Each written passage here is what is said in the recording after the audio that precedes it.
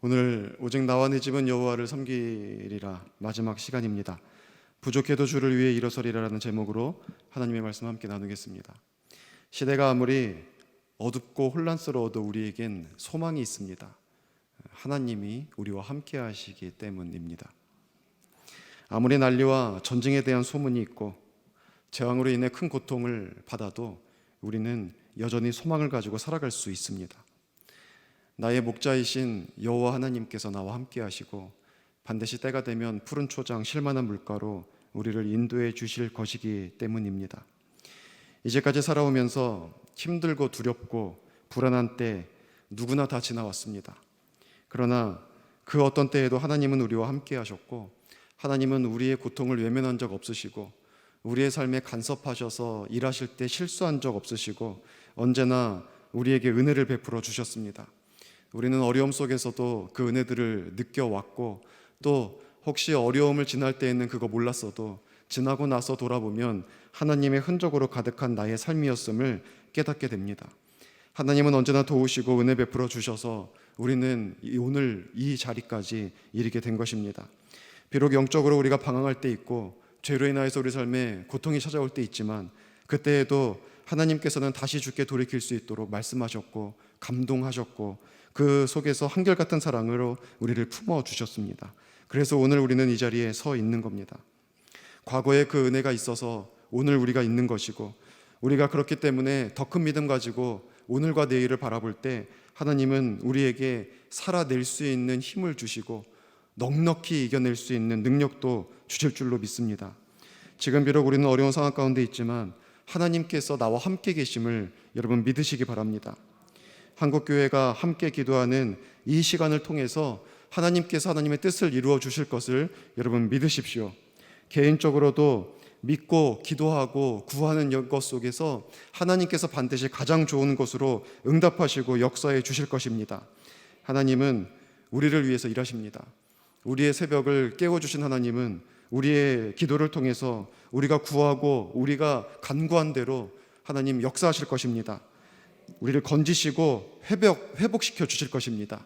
그거 믿음으로 오늘도 우리는 예배 드리고 기도할 것이고 성령님은 가장 좋은 때에 반드시 우리에게 은혜의 역사 베풀어 주실 것입니다. 여러분, 그런데 우리가 그 가운데 꼭 기억해야 될 것이 있습니다. 우리가 기도하는 하나님의 사람이라면 또한 주께서 우리를 쓰시고자 하실 때 주의 뜻 위에 일어서서 주께 순종하는 사람들 되어야 합니다. 여러분, 왜냐하면 하나님께서 일하시는 방법은 사람이기 때문입니다. 누차 강조하지만 하나님의 방법은 사람입니다. 하나님은 사람을 통해서 일하십니다. 하나님은 사람을 통해서 역사하십니다. 우리가 하나님의 은혜를 믿고 역사를 믿고 기도하는 사람이었다면 우리는 하나님의 방법이 사람인 것을 알고 하나님께서 일하고자 하실 때 나를 내어드리는 사람이 되어야 합니다. 그때 하나님의 역사가 나타납니다. 사사시대에도 하나님께서 다시 이스라엘을 회복시키고 은혜를 베풀어 주실 때마다 하나님은 반드시 사람을 통해 일하셨습니다. 하나님은 사사들을 세우셨고 그 사사들을 예비하시고 부르셔서 그들을 통해서 일하셨습니다. 그저께부터 온니엘이 나왔고 에훗이 나왔고 삼갈이 나왔습니다. 이 사사들 한 사람 한 사람 깊이 들여다보지는 못했지만 우리는 그들을 통해서 하나님께서 그 시대를 살리셨다는 기사들을 계속해서 읽었고 하나님의 방법이 사람이라는 것을 다시 재확인하는 시간이었습니다. 하나님은 사람을 통해서 역사를 나타내 우리를 구원하셨습니다. 우리 시대에도 하나님께서 은혜 베푸시고 다시 회복시키시고 역사하실 때마다 보내시고 부르신 하나님의 사람들을 사용하십니다. 그들을 통해서 일하십니다. 우리는 교회가 이 땅의 소망이라고 얘기합니다. 교회는 누구입니까? 무엇입니까? 예수 그리스도를 주로 고백하는, 그래서 그리스도의 머리 되신 그리스도의 지체된 우리가 교회입니다. 교회가 이 땅의 소망이라는 말은 우리가 이 땅의 소망이라는 말입니다. 하나님은 우리를 이 땅에 보내셨습니다. 우리를 부르셨습니다. 그리고 우리를 통해서 일하기를 원하십니다. 우리가 주님께 순종할 때 주님의 능력이 나타납니다. 우리가 불안해하고 우리가 숨어버리고 우리가 도망치고 우리가 주저하고 우리가 주저앉아 버리면 하나님 이 시대에 누구 통해 일하시겠습니까? 어떻게 일하시겠습니까?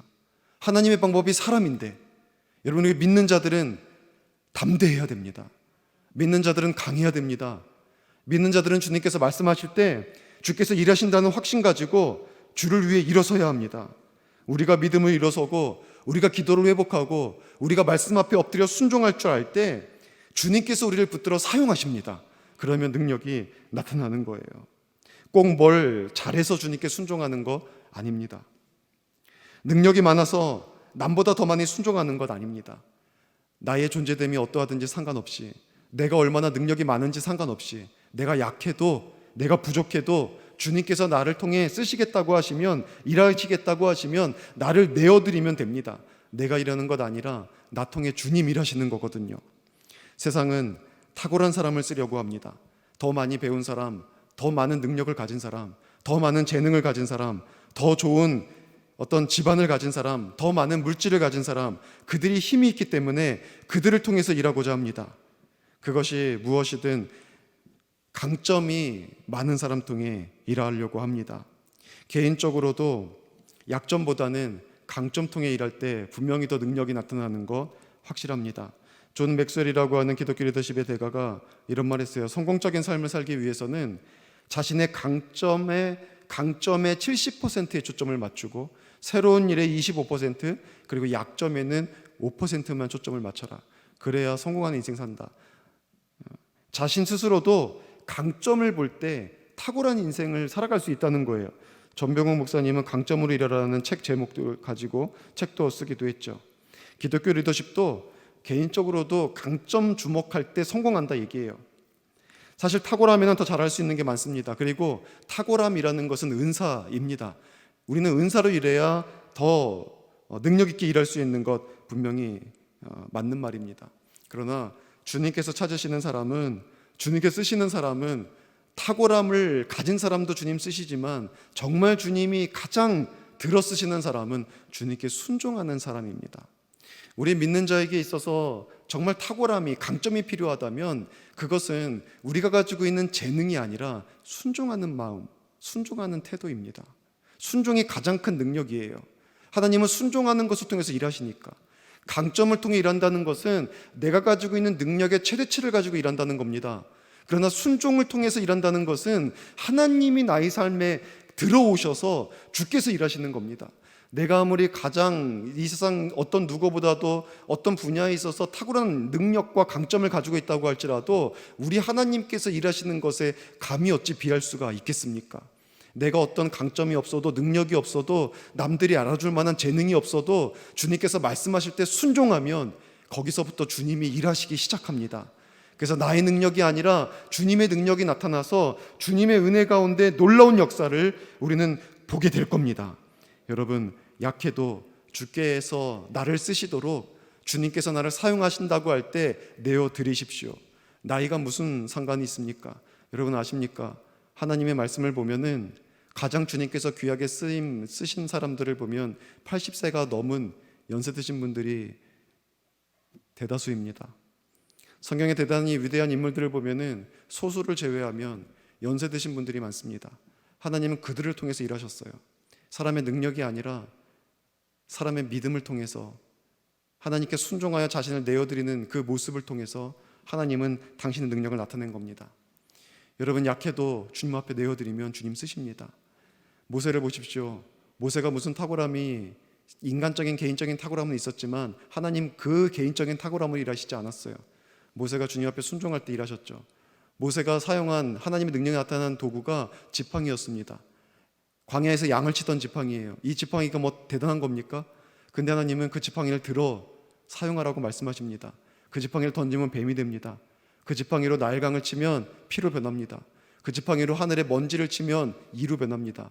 지팡이를 들 때마다 애굽을 치는, 교만함을 치는 재앙들이 나타났어요. 그 지팡이를 뻗었을 때 홍해가 갈라집니다.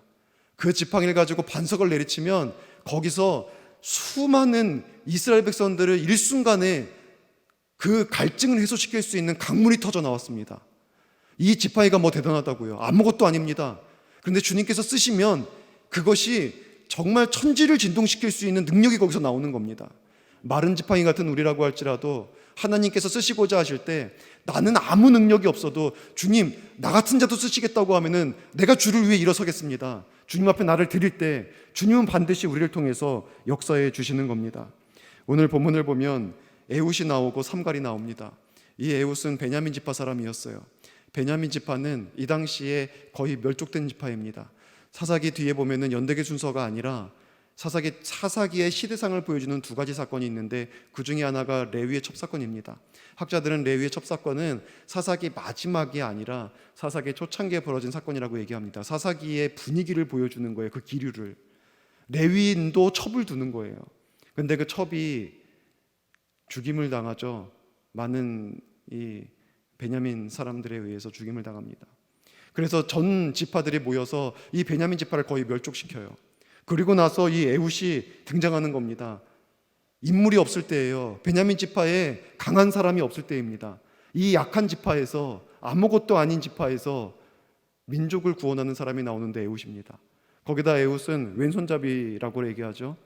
베냐민은 그 의미가 오른손의 사람들이에요. 오른손의 사람들 가운데 왼손을 쓰는 사람, 이 사람이 어떤 사람이든지 상관없이 이 사람은 약한 사람입니다.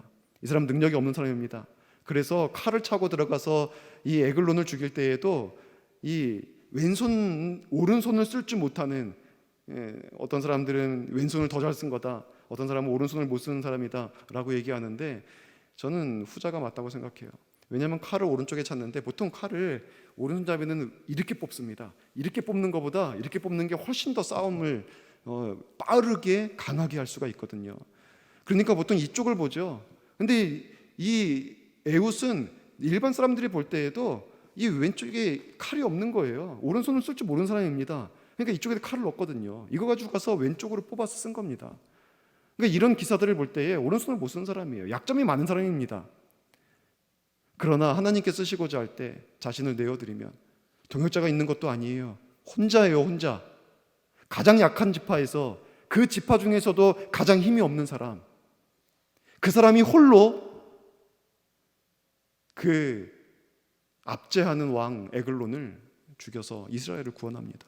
삼갈은 누구입니까? 소모는 막대기를 가지고 나갔대요. 소모는 막대기, 농부였을 겁니다. 도구도 시원찮아요. 근데 그거 가지고 600명 죽였대요. 여러분, 능력이 무엇입니까? 순종이 능력입니다. 내가 아무리 약해도, 내가 별것 아니어도 순종하면 주님 일하세요. 사사 중에는 드보라가 있죠. 그 당시 여성은 숫자에도 치지 않았는데 드보라가 민족의 구원자가 됩니다. 기도는 어떤 사람입니까? 자존감도 낮은 사람이에요. 내가 누군가인데 나같이 정말 난 아무것도 아니라고 끝까지 자기를 부인하는 사람, 그렇게 자존감 낮은 사람도 주께 쓰십니다.